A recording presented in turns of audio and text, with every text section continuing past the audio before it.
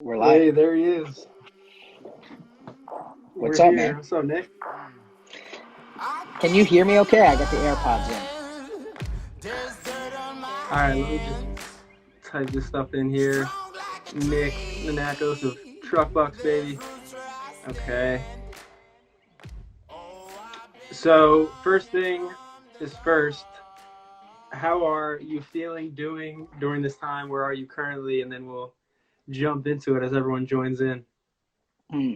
I feel good, man. I mean, right now I'm in New York, so I was set to move to Austin on March 26th, and I was living in Philly for the past 6 years, but now I'm relocating. So now just here back where I grew up, pretty much. So I'm like an hour and a half up from the city, and just working from home essentially, but getting ready to head to Austin as soon as things clear up a bit, you know. Yeah, and can you explain what's in Austin and like what you guys got into over there with the Capital Factory and all of that? Yeah. Yeah. So Austin is like number one, it's a crazy emerging tech city. Like it's actually the fastest growing city in the entire country. And it's also the fastest growing food truck city in the country. And like you have Apple who's moving their campus there and just a lot of tech startups in general. So a lot of people think it's going to dethrone Silicon Valley in the long run. Could happen.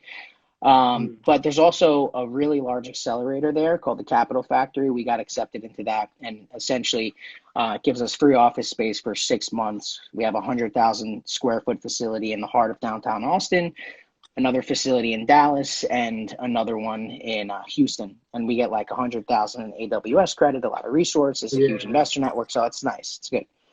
that's awesome. Awesome. And would you, I guess that would be an update in a sense with TruckBux because I wanted you to give like the state of the world with everything going on. First off, how's TruckBux doing during this time? How are you positioning yourself? And then we can move into more of the industry and then answer some more questions from everyone.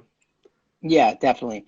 So, guys, I'm going to give a quick update on TruckBux and what we're doing to kind of help during this current crisis. But right after that, we'll dive right into any questions that anybody might have. Yeah. So, first and foremost, if we look at like the industry as a whole, the restaurant industry specifically, it's undergoing crazy transformation. My parents own restaurants in New York, right? So we've been in the food industry forever, and I'm seeing it firsthand. But every single restaurant in the entire country right now is operating as a ghost kitchen. And if you don't know what a ghost kitchen is, it's very simple. It's pretty much the future of restaurants.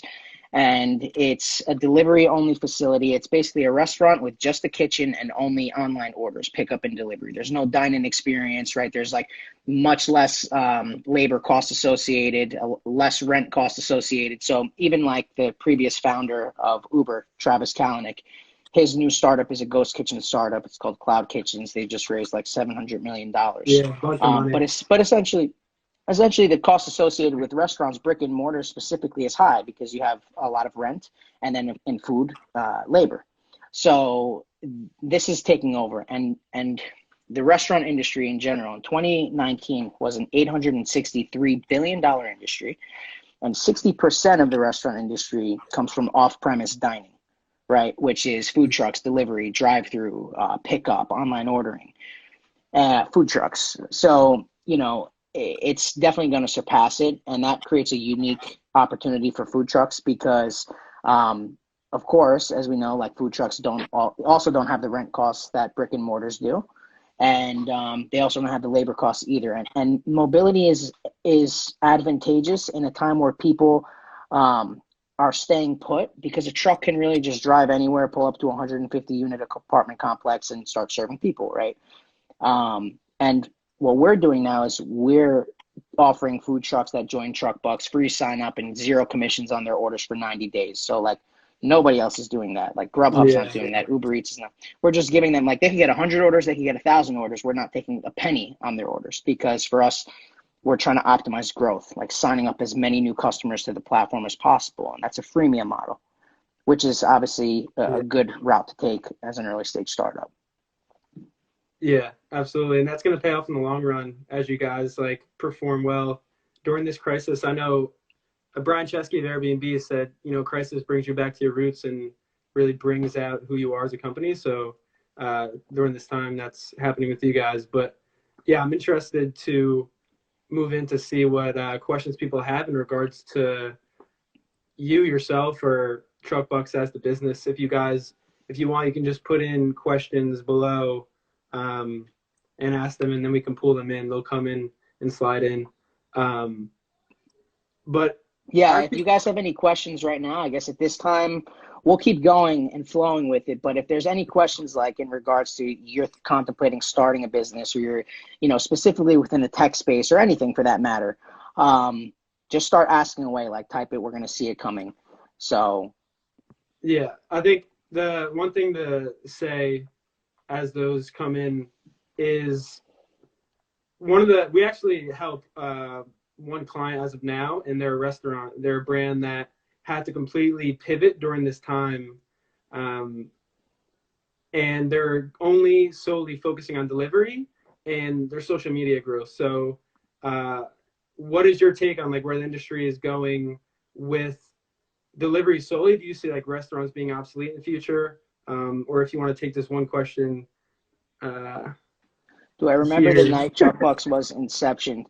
Yeah, I do. I yeah. was sitting with my co-founder at the time, and pretty much he was like, we should do something within the food truck space.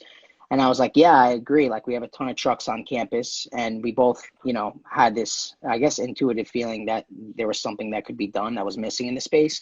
And then when you just looked around campus, it was obvious for like the people waiting in line forever and the cash only situation, and then the fact that you couldn't find them because they were mobile. So that's how we launched TruckBux. But we actually started creating a food truck meal plan in which you would have a card and you would go to the trucks and swipe your like Dragon Dollars or Dining Dollars or whatever and swipe at the truck, and it would be integrated with the school.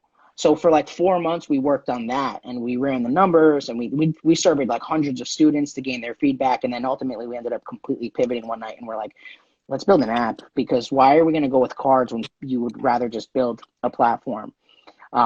We could just rather build a platform that's way more powerful, has way more opportunity to scale, and way more. It's obviously more lucrative, and just again scale. Like it could work in every city, whereas going to a Yeah. university model with cards didn't make sense. Somebody asked what exactly is TruckBux. So TruckBux is an app for food trucks. Basically, when customers download our app, they'll find nearby food trucks based on their location. They can see the food truck's ratings, menu, photos, get open and map directions, and they can order ahead for pickup and delivery. And they can pay with Venmo or Apple Pay or card, and they'll get a quick alert when it's ready. We just recently partnered with Postmates, which provides the delivery service for us. So we're integrating that now, and that's really big for us because that allows us to deliver in all 50 states. So we've pretty much now have the ability to virtually scale anywhere. You partner And with Postmates? Can you talk more about that? yeah, yeah. I mean, so it's crazy because I found an email from 2017 before we even or 2016 maybe, before we even launched, and I reached out to Postmates and I was like, hey, we want to potentially launch with delivery. Do you have like an open source API that we can use? And they were like, no, we're not offering that. And now, sure enough, a few years later, we partner with Postmates and we're going to be delivering with them. But Postmates provides the delivery as a service for us, and it's great. And then just to hit on the other side, like the app for the food trucks is different. So food truck owners can use the app from their smartphone or a tablet, and it lets them receive incoming orders. They have full control of their menu, like changing price, adding images, in stock, out of stock. They pretty much can set their live hours of operation. They can track all of their sales for any custom date range. They can set their location, which their live location is updated every 15 minutes anyway.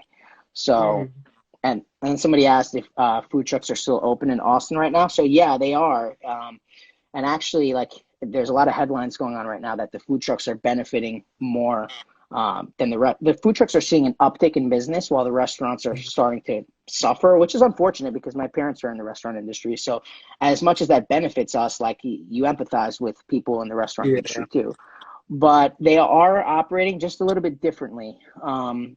So, we'll see what happens. I think things are going to open up fast, but for us as a company, we've had trucks in the past 3-4 weeks reaching out to us from everywhere in the country. Like, trucks in Atlanta, Rhode Island, LA, Florida, Texas, like they're coming from everywhere because now that these large events and gatherings got canceled, the food trucks can't rely on foot traffic or like festivals and all this stuff. So, you know, now they need online ordering platforms like TruckBux to reach customers, pickup and delivery. So it's good. It's benefiting us surprisingly. And there's a saying, it says like never waste a good crisis. And it, you know, that's true. Mm. Yeah, that's something to always keep in mind. You guys are you position yourself perfectly, and this dates back to when exactly was it? How many years ago you started TruckBux? TruckBux was an idea at the end of 2016. It was built throughout all of 2017, and then it was launched in 2018. So if you Wow. want to say like from the idea, it was an idea in 2016. And when we launched 2018. So really 2 years, and it's still, you know, it's still pretty early. Yeah, So Cam yeah, asks if yeah, food trucks will take over brick and mortar in the future. I don't know about taking over, but definitely the mobility aspect is something that's like a yeah. huge advantage, you know? Yeah, I saw you posted one story of one of the Migos. They had a whole food truck close to Yeah, their house. What was that all yeah, about? yeah. Offset, and Cardi B, they got a food truck to pull up to their house and just start. That's what's crazy. Like even right now, the food trucks are saving like truck drivers. They don't have a way to eat. They're driving for hours, sometimes 24 hours or more straight, and they rely on food at rest stops. But now the rest stops are closed. So the state opened up and allowed access to trucks to go to rest stops and basically feed these people, right? So they're lifelines, mobile lifelines in a lot of ways for people.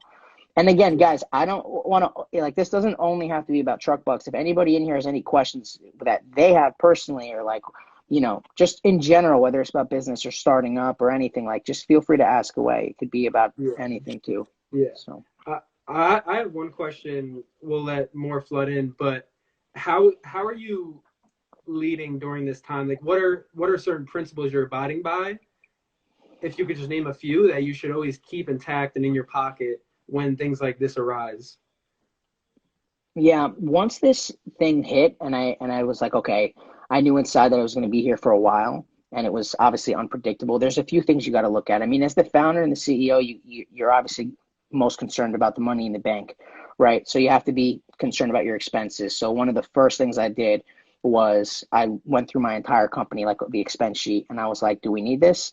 If we don't need this, if we're on the upgraded premium plan, like, and we're not, we're going to cut that. If we can downgrade to a plan that work, like anything that was an unnecessary expense had to go. So we cut down our expenses tremendously. And fortunately, businesses throughout the country are offering a lot of free services too, and they're helping entrepreneurs and companies, which is great. But getting your expenses tight and keeping them in order, and then being honest and genuine with your team to say, like, guys, how I explain it to them is like, we're in a storm and we're like the captains of this ship, right? Like there's tidal waves, like it's crazy. So you Mm. have to basically tell them like, we have to weather the storm. We have to get through this. It's going to be bootstrapped. The cash situation might be tighter. But when you have a team that believes in you and you have a team that believes in what you're building, it makes things a lot easier because they're willing to go through battle with you, right? Somebody said, Yeah, how many food exactly. trucks do you have signed up on the app? So now we have over 60. Um, so Mm. we've added a decent amount, and that's like 60 onboarded onto the platform, and we're having like trucks every single day contact us from all different angles to join. We actually have Mm. so much demand on trucks joining us that it's becoming difficult to be sign them up, build them, and activate them, which is why we're raising money. So like we're raising money to hire more resources to move faster, which is a good problem to have, obviously. Yeah, yeah, exactly. And are you making the process of signing up easier for these food trucks, like a way you can systemize it in the Yeah, future? yeah. It used to be door to door, so we would like go to every single truck and talk to them, have a personal conversation. A lot of times it was me, and it would take it. Sometimes it could take 5 minutes, and I would get them on spot. Other times it would take over an hour. Yeah. And now since then we've really fully automated the process. It's online. They fill out a form, and everything is automated from the contract to us building the truck and getting them live. And the trucks can use the app on their smartphone, which is great. It's like you download the app, here's your username and password, you signed our contract, you're live. Right. So making it Yeah. fast. We don't want people sitting around and waiting. We want to get them active on the platform and making money. And then another question is, What is going to be your immediate plan of action once this pandemic is over? That's a great question. Every company is really right now, like their sales are taking a hit. People are a lot of people are getting laid off. We know this. So look, it's not a subjective to, it's not limited to one company where your sales are taking a hit and revenues taking a hit. It's really a pandemic problem. It's a global pandemic problem. Everybody's revenue is taking a hit. But for us, this is the best time for startups to grow. Like if you are building a product, all your engineers are locked into a room 24/7 around the clock building, and they're refining the product. And you have so much time on your hands to actually enhance your product to another level that you have to capitalize on that opportunity. And for us, how I'm looking at it is I'm like, guys, we have to launch the best product. We have to like make it extremely efficient and lean and all the above. But more importantly, we have to sign up as many trucks as possible, because when we get out of this pandemic, it's going to be a lot more advantageous when you go to an investor and say, yeah, we added 300 new food trucks to the platform during the pandemic, and everybody's sales slowed down or whatever, but now we have 300 trucks on the platform, we're raising money, and all we have to do is drive orders to these trucks and do some marketing, So, Yeah. so, Exactly. let's see, so to answer that question, the immediate plan is signing up a ton of trucks and then getting them live and active on, bringing them a ton of orders Yeah, it's in like one market. the one thing I would add to that is right now it's like a preparation and strategy phase and really doubling down. And then after that, you can use that as a catalyst and a leverage point to do even more and impact more people and grow the business. Yeah. Yeah. One question here is, how did you market yourself to food truck vendors? And how did you do that in cities such as Austin and LA? Yeah, good So question. we launched in Philadelphia as the main market. It was the most active market. Every single truck in Philadelphia that we got onto the platform, I signed up personally. I literally went to the truck. I pitched them. I became really good at it. I knew exactly what they were going to say, what pushback they would give me, what they would be worried about, to a point where I essentially mastered it. And I started getting them signed up and built them and then activated shortly after that. But door-to-door sales is not scalable. Like I can't go to LA tomorrow and sign up a truck, or Texas, right? So that's why the process has to be fully automated. I mean, door-to-door sales will still be present and alive and well, but it has to be automated and scalable. So what we've seen in the past 2-3 weeks is really people requesting to join us from cities that I don't even know how they found us. We have like trucks from Alabama contacting us, Kentucky, like all throughout the country that are just organically coming in to join us. And it's obviously amazing, right? Because it validates what we've built. Yeah. Like we know that now they have to, like, to give you an understanding, in 2008, that's when the movement was started, right? It was during the Great Recession of 2008. And everybody was like, the restaurant entrepreneurs were like basically shitting their pants. Obviously, it was terrible, right? Similar to what's happening now. But that gave birth to the food truck movement. So it's like 2008 movement starts, no technology. 2020, another crisis. Now it's time for technology to enter, and they're opting into our service like never before. Again, we have trucks from like everywhere contacting us with really no spend on that. Yeah. Yeah. And I think So the one point I wanted to add on to what you said in the beginning is you said it was sort of unscalable in the beginning, door-to-door sales, but in a way that's what needs to happen in order for you to iterate the product and yes, learn from what you're doing wrong. And then from there, you guys, as you're doing now, you can scale up and not do the door-to-door. Yeah. Yes, 100%, definitely, because you learn so much about your customer when you do the door-to-door sales in the beginning, especially, and it also conveys a different message. Like when you tell them, yeah, it's my company, or I'm the founder, and you're in their truck, you gain their respect, number one, but you also learn how to communicate with them, and you learn the things that they're going to push you back on. Yeah. So the door-to-door is crucial. It's amazing for learning, definitely. Yeah, and then you also had a background within the food industry, so you have even more empathy for them. You can relate to them more, which is even Exactly. better. Yeah. What would you say? Let me ask you this one thing. If there's a question that comes in, oh, there we go. How do you plan on adapting to the growth of ghost kitchens moving forward? Well, look, Mm. I say this, I've been saying this a lot recently, like food trucks are ghost kitchens. They're just mobile ghost kitchens. A ghost kitchen has no dine-in experience. It has very little labor costs associated with it, and they rely on pickup and delivery. Food trucks are the same thing. They don't have a dine-in experience. They have a lot less people working that you would see at a restaurant. And now, specifically now, they're doing pickup and delivery using online ordering platforms. So I don't, the growth of ghost kitchens is synonymous with the growth of food trucks. It's food It is. mobility. It's just, cutting the cost down on overhead for restaurants. They go hand in hand. Mm. Yeah, that's a good point. I think I want to ask you one thing about more of a self. Talked a lot about the business. I want more people to ask about the business and TruckBux and navigating this crisis. But what are some things you're learning about yourself as of now, or some things you're doubling down on for yourself? Because you need to improve and you need to grow as a leader in order for the company to grow hand in hand. Yeah, of course. Look, things. I think everybody was completely blindsided by this, right? Like my plan was completely different 2 months ago than what it is now. 2 months ago, I was like, okay, I'm going to Austin. I got my apartment set up. I'm literally flying March 26th, and that's it. And I have the accelerator there and a free office. Like we're good.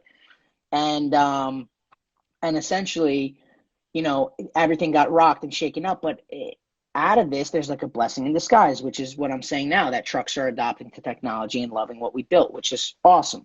But Mm. internally and like personally, there's a lot of things I'm learning about myself. Number one, what I want to say to anybody is that organization is key. Like all of my files, all the things that I do, what's allowing me to move so fast and at a level that I've never been able to execute is organization. Like every single file in my drive is color coded. Every single document is labeled, and I have my team operate the same way, right? So there's never no room for disconnect or hesitation or ambivalence, none of that. We're allowed to operate, so we operate in harmony, and it's great. So organization's key, and then of course, now you're really tested too in a lot of different ways, obviously, especially financially, but you're really tested on your work ethic because you're home all day. Maybe you leave the house to go for a walk, maybe you go for a hike, maybe you work out, but you're locked in the house all day. And my patterns are changing, right? So a lot of my Yeah. team is engineers. A lot of my team is engineers and developers. So these guys are nocturnal. They sleep at like 4 or 5 o'clock in the morning, and now it's affecting my schedule, which is fine because so like I'll find myself some days waking up later, like 9:30 or 10 or even 10:30, but then I'm working till midnight or 1 in the morning, and I'm on calls with them. Like even after this, I have a call with a company that wants to partner with us that's based in LA, and they're 3 hours behind us. So I find myself on the developer schedule now, and you got to really test your work ethic. Like put in this. That's why I said on the video before this is like, if you want to start a business now, this is your time to do it. What's the biggest excuse that everybody makes? I don't have time. I'm already working another job. I get home late, and then by the time I get late, I want to spend time with whoever, whatever. Look, like start your business now, form your company now, create your business plan now, establish your entity now, start making an investor list now. If you want to be proactive, like this is your golden moment, because as much as everybody hates what's going on right now, once this is done, a year from now, 2 years from now, or 6 months from now, we're going to look back and say like, wow, that was nice. I had a lot of free time to reflect, Yeah. to read, to learn an instrument, to all these different things, right? So take advantage of this time, especially if you're contemplating launching and building a venture. That is perfectly said. Yeah. Stamp that. Absolutely. Would you want to answer this one question? Here it says, I would like to ask how TruckBux plans on moving towards creating a customer base outside of city areas. Look, I think the key is to monopolize small markets, right? So right now we have trucks that are reaching out to us from LA, Kentucky, Atlanta, Alabama, Rhode Island, just coming to us. Hey, I saw you online. I searched you. Okay. But if we exit this, right, in 3 months, 6 months, whatever it is, and I have 5 trucks in LA and I have 2 in Rhode Island and I have 3 in Virginia, that's nice. It's nice to be able to say, hey, I have trucks in 10 different cities, but you don't have a customer base there. You don't have a team there. You can't really market to a consolidated base there. So it actually might work against you. So you want to have a strong market focus on monopolizing small markets. Like, so number one, Philadelphia, we worked on monopolizing that market, saying like, we're going to get X amount of food trucks in this concentrated area, build up a base. And we did that. We had like a ton of trucks signed up on the Drexel market. We had thousands of customers using our app every single day. We had trucks doing 120 orders a day. And then it got to the point where I looked at it and I said, okay, we found product market fit. We know what we've built. People love the product. Customers love the product. And we think that we can scale this. So we're going to raise money and we're going to take this to the best food truck city in the world, Austin, Texas. And that's what, and that's how the Austin thing got triggered. We got accepted into the accelerator, but one market at a time. You can't spread yourself too thin and you don't want to be fragmented, right? Yeah. Because you can't eat more than you can swallow. Yeah. Right. The only way that's going to happen is if you have a fragmented market, like we have 5 trucks in Virginia, 2 in New York, 20 in LA, you're going to rely a lot on the trucks pushing the product because you don't have thousands of customers there. You don't, like, that's just a fact. Yeah. That's a great, what are the most important things you learned while developing TruckBux? It's kind of a vague question. If you want to follow up with something more specific, because I learned a lot about a lot of different things. But what I will say is, I mean, I guess I learned what I love to do, right? Like I went to school, I was studying as a finance major. I eventually dropped out because I was super unhappy doing finance and real estate. While they're interesting fields, and I have a lot of friends and family in those fields, it wasn't for me. I should have been an entrepreneurship major. But I learned, I unleashed my full potential. I learned that I was great at building teams, just following my passion and obviously the ability to create. Like every single day I learned more and more about myself and more about others. And it's the best feeling in the world, honestly. Like starting something is such a good feeling. Yeah. And it's tough, but that doesn't get into your framework because you enjoy that toughness of it. I mean, if please go back to our Founder Series episode with Nick. It's on our podcast. It's on YouTube if you want to see Nick's good looking face. But he talks a lot about that one point when you're walking in the rain, right? And you're just like crying because you love this process. And I think you have to enjoy it or else you won't last long. It's like that cliche Steve Jobs quote of like, if you don't love it, you're going to fail. So yeah, stick with that. It's a good lesson. Yep, definitely. Definitely. Yeah. You guys are asking great questions. I'm excited. What's the end goal? This is the question I get the most. What's the end goal? Would you want to be purchased by a bigger company? Right now, like I'm not even thinking about selling. We're just getting started.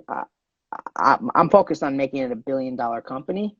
But if the opportunity presented itself at the right price, then potentially it could happen. I mean, if somebody came and offered like a ridiculous sum now, maybe, but otherwise I'm not even thinking about selling. It's so far, we're just building one day at a time, growing, executing, and conquering. I think on top of that, with the topic of, if you want to answer this, I'll ask my question next. Who are the top competitors? The top competitors, well, I guess you would consider them indirect. So like Grubhub, Uber Eats, DoorDash, right? Those guys, because what do? They provide an app that allows you to order ahead for pickup and delivery at restaurants. The difference is that they're hyper-focused on the restaurant space. So because they have thousands of restaurants on their platform, the food trucks don't get sales. But the biggest thing of all, though, is that they take a predatory percentage. So they can take as high as up to 34, in some cases 40%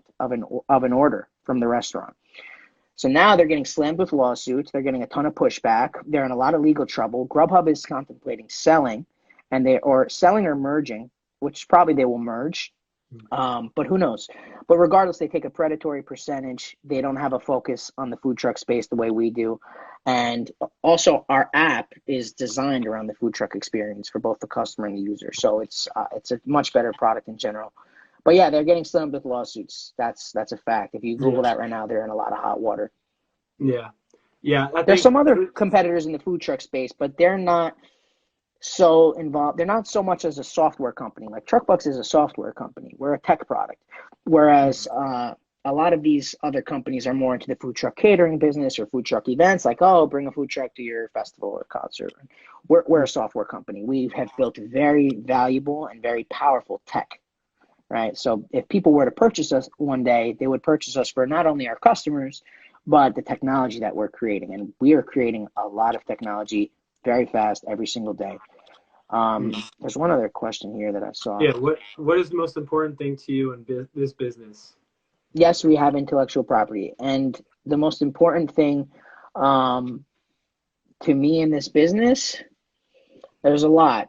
If it's what's the most important thing for TruckBux as a business, it's the relationships that we build with our customers, specifically the food trucks. If you ask for me, what's the most important thing? I guess there's a lot, but I guess I would just have to say getting to a point that no, I would probably have to say the most important thing for me personally is the team dynamic, because here's why. Right now, I have the best team I've ever had, and I've been doing this for a few years now, right? And my team now today looks a lot different than it did 9 months ago and 2 years ago. And this team dynamic is insane. We have people that are building things that are moving fast, that are the most talented individuals I've ever come across. And when you have a team, which you could call your mastermind group, like in Think and Grow Rich, you guys channel in your energy that works together and you're able to crush through your goals. And that's because everybody has bought in, everybody believes in it, and everybody's just adding value. Everybody's putting forth creative energy. So the team is key for sure. It makes all the difference. And then when you start a company, you're going to go through circulations of teams. You're going to have a lot of people that will leave because you don't have that much money in the beginning, or you're gonna have to fire some people. It's inevitable. It happens, right? So, just the team dynamic is crucial. And as a founder, you better be able to identify talent and learn how to retain talent, and you also better learn how to identify bullshit and get people that are toxic out of your team, right? So you have to be able to know who works good with who, and what the goal is, what the vision is, and how that all fits in together. Yeah. So shout out to my team. Yeah, I was gonna ask something in line with that beforehand. With when first starting, somebody give me a co-op. Okay, send us your resume. DM us. DM TruckBux. How does one become a brand ambassador for TruckBux? DM us. We can get you started. We'll welcome you to the team. We'll train you. Does TruckBux see any plans in the future of entering other markets? Yeah, of course. We want to be in every single food truck market, a huge presence. Yeah. So, see, our CTO is on the chat. He's hiring people on spot. This is great. This is historical. What's been the most difficult challenge in the last couple of years? Not only being the CEO, but also in navigating the uncharted waters of this market. Great question. Well, I would say the most difficult challenge of the CEO is this. Nobody can fire you, right? You have to hold yourself accountable. And I mean, technically people can fire you, right? Obviously if you do some kind of illegal activity or if the board overthrows you, but in that case, that's not happening. So, the most challenging thing is you are your own boss. So you have to motivate yourself and hold yourself to a crazy level of accountability, because there's nobody that's on your ass telling you, hey, get up. Hey, you're fired if you don't show up. Hey, it's you versus you. Yeah. So you're always pushing to a level and holding yourself accountable. And another thing is learning, you got to accept that you're going to suffer a lot of the times. You're going to suffer financially, you're going to suffer socially, you're going to make a lot of sacrifices that a lot of people aren't willing to make. And it's just true, honestly. There's a lot of times it's nice. I love this. This is definitely my purpose and my passion, but there's so many days that are extremely difficult, extremely challenging, right? But that's part of the process, and you really have to love that. But definitely it's that you're on top of yourself. One thing that I'll say is also this: whether you're the CEO or whether you're just in startup in general, when you are going down the corporate route of working at a company, you gain something. You gain stability, you gain consistency, and then you gain obviously financial stability of, constant income. So you're always feeling like, okay, yeah, I go to work 9 to 5, and at least I know I'm getting paid all the time. I know my hours. When I go to work, I'm thinking about work. When I get home, I'm not thinking about work. I'm home. So for that, you gain that level of stability and comfort. But then when you're on the startup side, you gain the freedom of being able to set your own schedule and wake up when you want or go into the office when you want, and obviously have that personal freedom. But what you sacrifice is you don't get to go home and you don't think about work and work's done. So with that sacrifice, or with that gain of freedom also comes a sacrifice of like your personal life and your business life are totally intertwined. So if it's 1 o'clock in the morning, I'm still getting emails and I'm still obligated to respond to those emails. And if it's 2 o'clock in the morning, and every single day I'm thinking about it 24/7 around the clock about the business. And that's why if you don't really love what you're doing, like what Steve Jobs says, you are going to burn out, because nobody could have the mental capacity to think about something so obsessively and be unhappy doing that. You better be happy if you're thinking about it that often, because I'm telling you, you're going to burn out. So, yeah, exactly. So this question, so there's a question. Yeah, two questions. Nino, great question. Actually, I was going to ask that as well. First steps when starting off. Yeah. Yeah, the first steps to starting TruckBux, I mean, everything starts with an idea. And then it's always great when you have a solid co-founder that's going to push you, and you guys are going to feed off of each other's energy, and you can also delegate tasks so you can move faster, and you sit in a room for hours and you think through problems. Having an idea, number one. Finding a really good co-founder, number two. You don't need a co-founder, but it's better, and statistically speaking, most successful companies start with 2 people. One business, tech companies start with one business-minded founder and then one tech-minded founder. So definitely having a good idea and a good co-founder. And then obviously, like, there's the structural process on like, how do you get the business started? So you're going to have to say we have to create an entity. So you're probably going to create a Delaware LLC. And then you're going to have to file and own the name of the company. And then you're going to have to get a lawyer. So you have an operating agreement between you and your co-founder.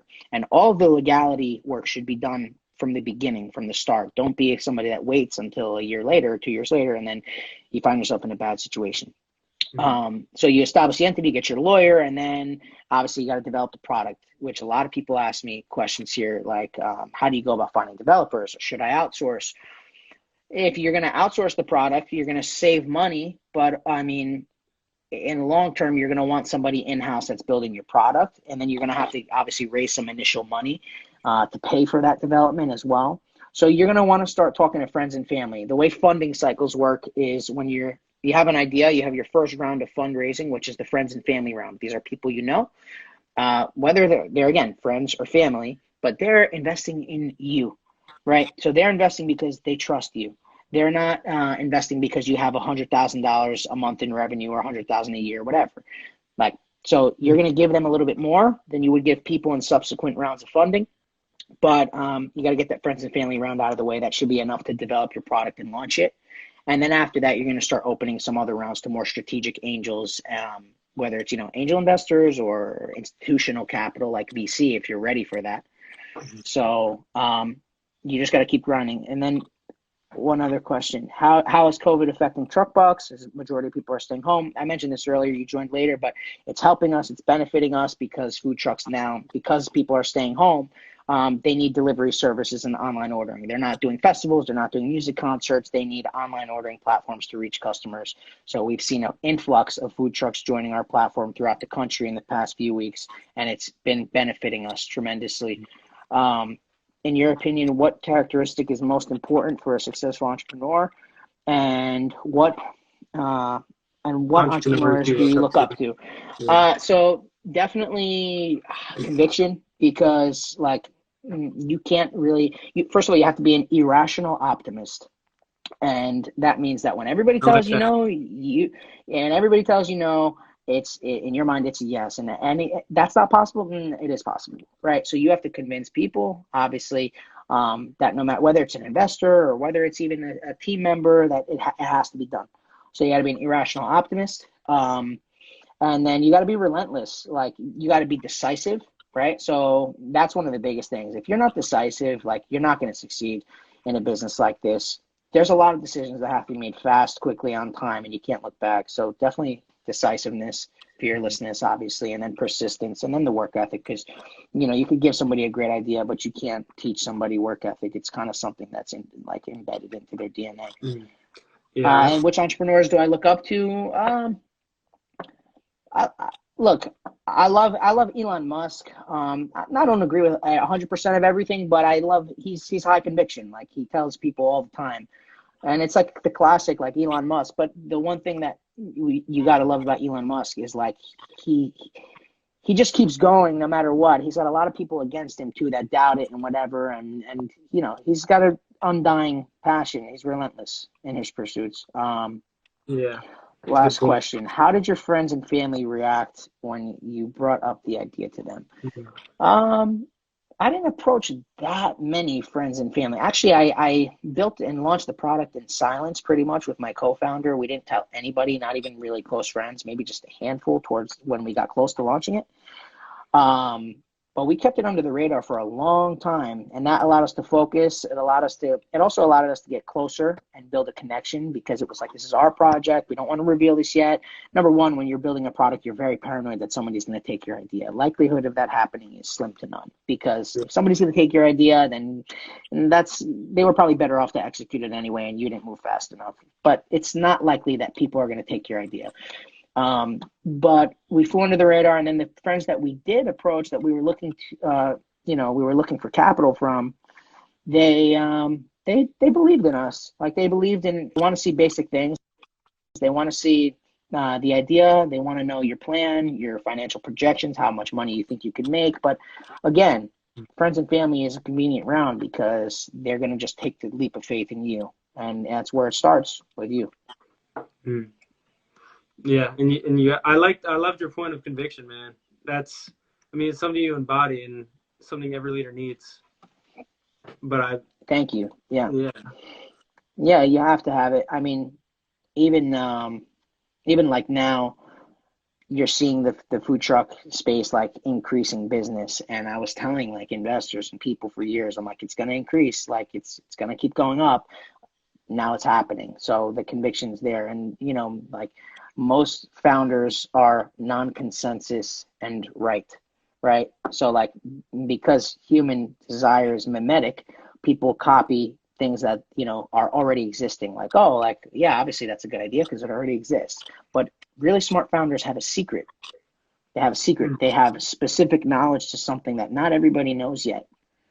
And then it's on your job to obviously build upon that and execute upon that, and then show the world that you were right all along. And the people that bought in are going to be rewarded, and the people that didn't believe you are going to regret it. Love that. Jordan, happy birthday. Yeah, for the podcast here, because we're recording it too. Someone said, wishing someone happy birthday. Happy birthday, Jordan. Yeah. Good stuff. There you go. Yeah. The one thing I would say or ask now is, what are you most excited for when everything starts to die down and go back to that new normal? People talk about that word, new normal. Like, what are you most excited for in general with the industry? Doesn't have to just be concerts. Concerts. Go out. Concerts, clubs, just going out and seeing people. No, I think everybody's longing for that human connection in a group setting, that social connection. It's nice to have a lot of time to reflect and stuff, but then you realize how important it is, right? Like, just humans in general, how much we actually love being around people and large groups of people. And I don't know. Look, obviously we know the unfortunate side of this thing. Like, we know the death, we know the illness, we know the economy, we know all the negatives, but at the same time, a lot of good things are happening, in the sense that, like, the earth is cleansing, it's healing itself. A lot of the waters are clearing up. That's good. That's really nice, So, and I think it's bringing people closer together with their families. It's good in giving people a lot of time to self-reflect and think about what matters to them, and giving them a lot of time to essentially become better versions of themselves, whether they're educating themselves. So, to that point earlier in the video, when I said, like, use this time wisely, whether you're building something or whether you're just, adding to your personal strengths. Yeah, absolutely. Yeah, well, as was said, like, you you did bring a lot of value here. I appreciate everyone who came on. Excellent questions as well. If you want to say anything else, Nick, or just like cap it off and give your regards, it was awesome having you on, man. There's good stuff talking Yeah, about for here. sure. Yeah, thank you, man. This is always great getting together with you. If you guys haven't seen the Dream Big podcast that we did a while back, you should check that out on YouTube. And then if anybody has any questions, any final questions wrapping up, like I guess there's a little window to get the final questions in. But yeah, so it's all good, man. Yeah, absolutely. You guys got we can stay on for a little bit longer, absolutely. And if you guys have any more questions. I feel like Matt has another question because Matt loves questions, man.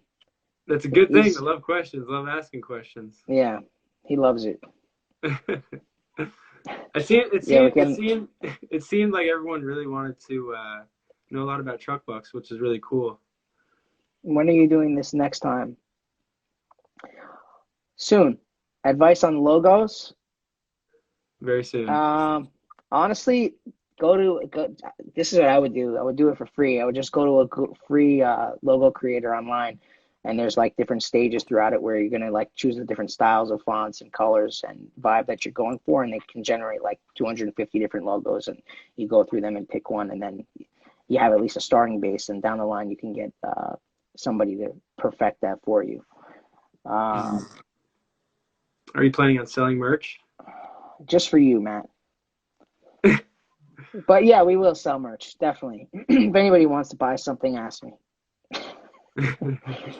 Yeah. That's great. TruckBux special t-shirts. Vintage. Yeah, definitely. Cool. That's good stuff. All right. Well, if that's it from everybody. Yeah, you got last remarks, anyone? You got whatever you want. Any more questions? These are new hats. Nino's talking about the hat. These are new hats, but actually they kind of messed it up because they made the wheels blue, and we don't have blue in our logo. See that? But in a way, it's kind of like an exclusive, like, founder hat. Yeah, there you go. I kind of like it that they messed it up in a way. I'm like, all right, it's unique. Like, it'll be the only one. Yeah. Question for me, Dream Big & Co. merch. Yes, we have some. Eventually, we're going to come out with more. Yeah, Anthony, why don't you shout out Dream Big right now to everybody? Let them know like what you guys do. Yeah, so everyone, if you want to click on the profile, you can see the page. But basically, we're a company built around people and stories. And we believe everyone has a story, so we help you tell it and find it from the ground up. So a lot of agency work right now with helping brands or people with video production or strategy, but eventually I'm going to create a lot of original content. As you've seen, Interview with Nick was one of them, but more original series, original content, original production. But yeah, that's our main focus. And it's been awesome having Nick on. It seemed like there's always a lot of value being given here, and entrepreneurs is one of the main focuses right now.